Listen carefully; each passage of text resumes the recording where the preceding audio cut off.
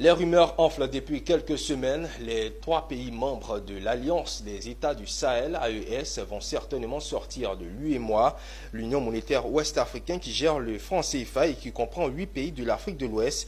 Ce serait imminent selon de nombreuses sources.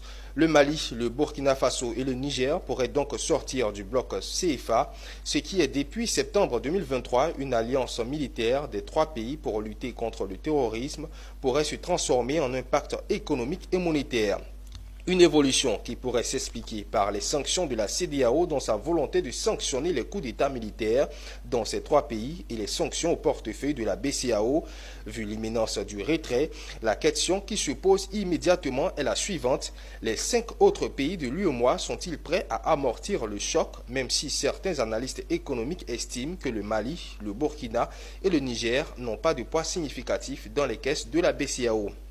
Il n'est pas exclu d'écarter un scénario catastrophe, que la parité du franc CFA soit revue légèrement à la baisse. En d'autres termes, faut-il craindre une dévaluation du franc CFA en cas de sortie des États AES du bloc CFA? Les autres pays, la Côte d'Ivoire, le Sénégal, le Togo, le Bénin et la Guinée-Bissau sont-ils prêts à cette éventualité, entre autres schémas? Business 24 suivra pour vous de près les répercussions de cette velléité séparatiste des États de l'AES.